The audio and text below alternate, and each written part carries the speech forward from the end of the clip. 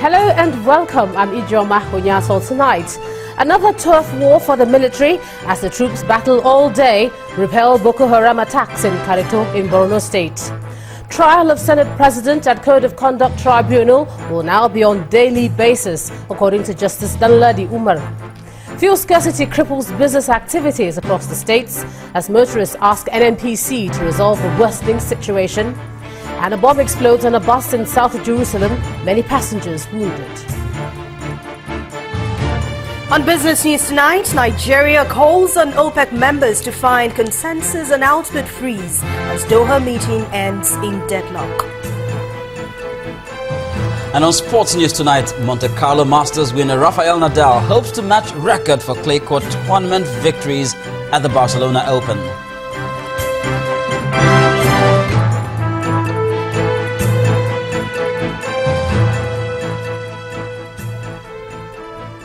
We begin with the battle between Boko Haram and Nigerian troops in Kareto, and latest reports say that Nigerian troops have successfully repelled an attack by Boko Haram insurgents who attempted an incursion into 113 Army Battalion in Kareto, northern Borno State.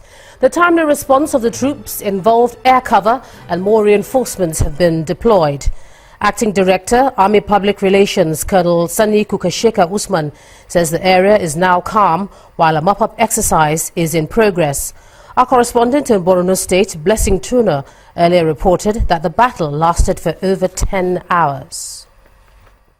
The over 10-hour-long battle between the Nigerian military and Boko Haram insurgents in Kareto area of Borno State is a fierce one, as we saw the movement of heavy military equipment and vehicles going towards the northern part of the state through Gubio, and we also saw such movements towards the western part of the state through Benishik, which has a link road to the northern part of the state. Kareto is barely 120 kilometers to Maiduguri, and it's a village believed to be the stronghold of the Boko Haram insurgents since last year. Today's battle is seen as the final push towards the total liberation of northern parts of Borno. The battle is coming at a time when the military announced the reopening of some roads in Yobe State and the successful clearance operations in villages before now inhabited by the Boko Haram insurgents in parts of Borno State. As at this moment, the army is yet to give us an update on how the battle is going on. Blessing Tunu, Channels Television News.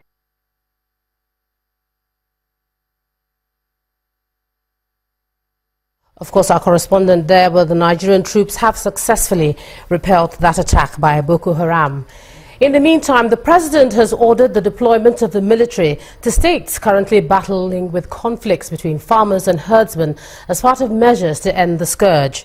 According to the senior special advisor to the president on media and publicity, Garba Shehu, a plan to mop up grazing areas has been presented to the governors of the affected states. Mr. Shehu was a guest on our breakfast program, Sunrise Daily. Well, the idea is to find a consensus with the governors on how to deal with the problem. And the president took the matter to the National Council of States, where the governors sit with the vice president to solve the problems of the country. And their decision was that they will go back to an old idea that had been there before, which is that carve out grazing reserves for the cattle rearers, so that there is a clear line between what is farmland, what is a grazing reserve. And you avoid this kind of conflict, because it is when cattle are driven into farmlands and then that you have this kind of problems. And of course, then the president has also ordered for an intense kind of military presence in those areas, in order that this kind of killings don't continue. A lot of communities wisely avoid, taking from the cattle of the Fulani, because the easiest way to get them provoked is to also to take their own cattle. If you don't touch their own animals, you probably would. And then you get the trouble of the farmers also. As a Fulani man, you drive your cattle into their own farmlands. So I think that the government is trying to draw a clear line of separation, so so that conflicts don't continue. As a long-term policy, ranching will be there. It will be there. But also don't forget that country is environmentally challenged in so many ways. For the most part, states in very far northern parts of the country, they don't have green grass. And they are increasingly coming under attack, by desert encroachment. Now, if you have animals of that sort, you have to drive them to greens where they would find what to eat. So it's a challenge we face as a country. The country is being attacked by coastal erosion, and coastal communities are being forced to move into the hinterland. They have to find what to do and where to settle. So we have to find accommodation for, as a people, as one country, there has to be accommodation for one another. Senior Special Advisor to the President on Media and Publicity, Garba Shehu. Now, lawmakers in the House of Representatives have launched an investigation into the alleged army invasion of Ogoniland in the run-up to the March 19 rerun elections in Rivers State. Members of the House Committee in charge of the army engaged friends and families of the members of the alleged victims at a town hall meeting in Port Harcourt, the state capital. Chairman of the team explained that the committee is in the state to uncover facts and make appropriate submissions. To legal matters, we're hearing in the trial of the Senate President Dr. Bukola Saraki in the case of alleged false declaration of assets resumed today at the Code of Conduct Tribunal. At the hearing, the prosecution witness tendered the asset declaration form of the Senate President for the year 2011 as exhibit, with the Defense Counsel reserving its objections to a later date.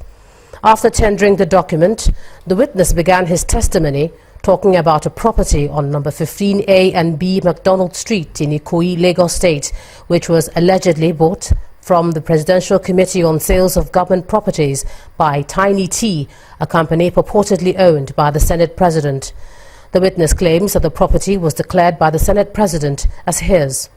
Prior to the commencement of the hearing, the chairman of the CCT, Mr. Danladi Umar, had directed that the trial would henceforth proceed day to day from today until the conclusion of the case. He said the trial will begin at 10 a.m. and end at 6 p.m. each day.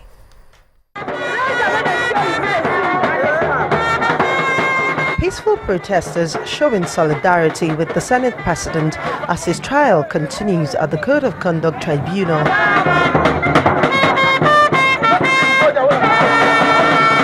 But away from all of that, the Senate President, who has continued to receive support from his colleagues, arrived at the tribunal accompanied by some of them after a 2-week adjournment. Examination in chief continued at the proceedings. Prosecution witness Michael Wekpas told the tribunal that there were instances where the Senate President declared some properties at the beginning of his tenure as governor in 2003 and left others out. He also alleged that the Senate President made anticipatory declaration of his property on MacDonald Street, Ikoyi, which were numbered as 15A and B, when the records of the Presidential Implementation Committee on the Sales of Federal Government Properties revealed that the property was only listed as number 15. He told the tribunal that out of the 2 properties belonging to the Senate President, numbered 1 and 3 Tagas Street, Maitama in Abuja, the Senate President consistently declared only number 1. Immediately after the examination in chief ended, the defense began its cross-examination. In his response to questions asked by the defense lawyer, the witness said he did not receive any correspondence from the Kwara State government of any missing funds. Neither did he conduct a forensic examination on Kwara State's account. He also told the tribunal that he is not aware that the Kwara Freedom Network, the organization that petitioned the anti-graft agency, is a fictitious organization. The defense, however, asked for time to study the documents rendered as evidence. I've always felt that we're in the right place to dispel all the rumors, all the prejudice that has been circulated. And we are hoping that you in the press will report matters fairly, We have here an opportunity to defend ourselves. We are doing so. We thank the Almighty God. Lawyer cannot be satisfied with the evidence of a witness. It's for the judge to examine and apportion weight to whatever a witness is saying. It's not for counsel. The case has been adjourned to the 19th of April 2016 for the defense to continue its cross-examination of the witness. Amaka Okafu, Channels Television News. In part 2, after the break, we'll be looking at the agreement on the currency swap between China and Nigeria. That's in a moment. Do join us again.